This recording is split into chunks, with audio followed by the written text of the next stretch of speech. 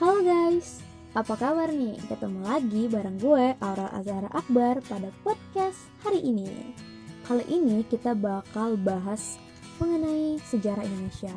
Eits, yang pada netting, stop dulu, jangan netting, ubah jadi positive thinking ya. Karena kali ini sejarahnya tuh seru banget, yaitu tentang krisis moneter Indonesia pada waktu itu. Ada yang tahu kapan krisis moneter Indonesia terjadi? Pasti banyak yang nggak tahu kan? Makanya dengerin deh. Krisis moneter Indonesia itu terjadi pada masa Orde Baru, guys.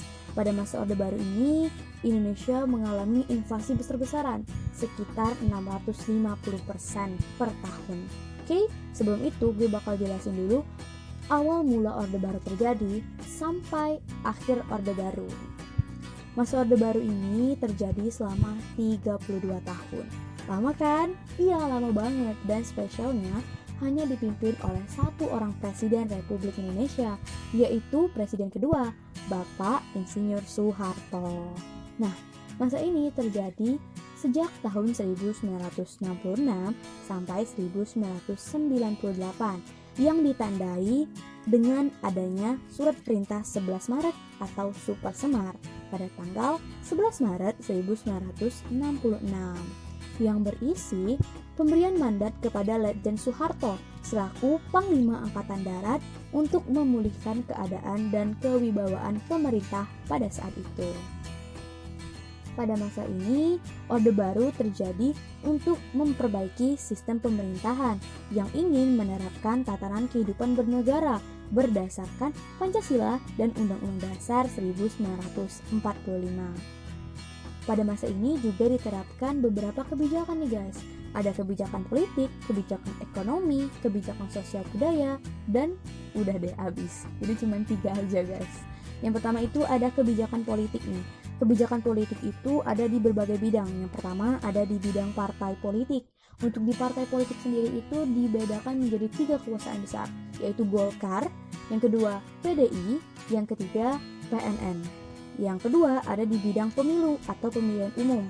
Terjadi sebanyak 6 kali dan yang menang tetap Presiden kedua Republik Indonesia, yaitu Bapak Insinyur Soeharto.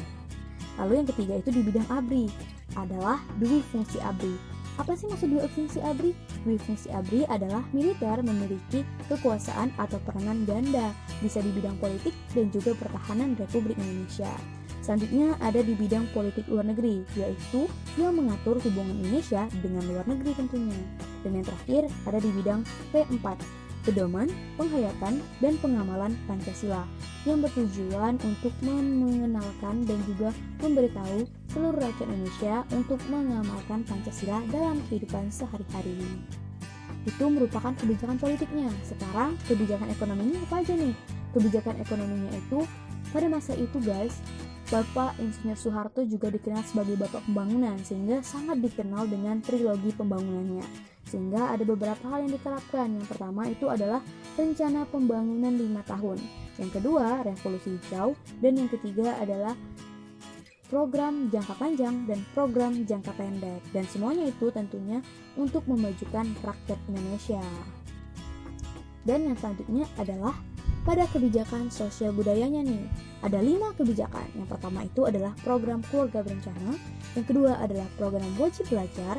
Yang ketiga adalah mengendalikan media massa melalui SIUP. Yang keempat, melarang kegiatan politik di kampus. Dan yang terakhir adalah melakukan pelarangan budaya Tionghoa di Indonesia. Nah, itu semua kebijakan yang telah diterapkan pada masa Orde Baru ini. Namun, ada beberapa hal yang menyebabkan masa Orde Baru ini sangat ditentang oleh rakyat Indonesia pada saat itu.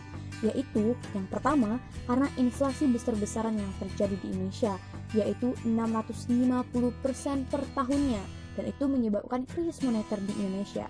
Yang kedua, adanya korupsi, kolusi, dan nepotisme atau KKN yang dilakukan oleh pejabat negara atau pejabat pemerintahan pada waktu itu.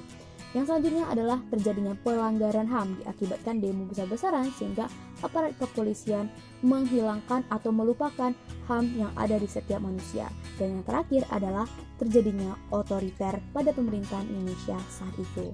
sehingga seluruh rakyat Indonesia dan seluruh mahasiswa hampir melakukan demo di berbagai tempat dan menyebabkan presiden kedua harus menurunkan tahtanya sebagai presiden dan memberikan mandat kepada wakilnya yaitu Bapak B.J. Habibie untuk menjadi penerusnya dan menjadi presiden ketiga Republik Indonesia. Gitu guys ceritanya. Sejak awal mula Orde Baru sampai akhir Orde Baru pada tahun 1966 sampai 1998. Keren kan ceritanya? Iya dong, karena sejarah ini sangat berkesan bagi Indonesia dan pastinya tidak mudah untuk dilupakan. Oke guys, gue rasa sekian. Semoga materi hari ini kalian bisa nerima dan juga paham serta dapat diingat sepanjang waktu. Terima kasih yang udah nonton sampai akhir dan dengar sampai akhir. Bye bye, see you next time.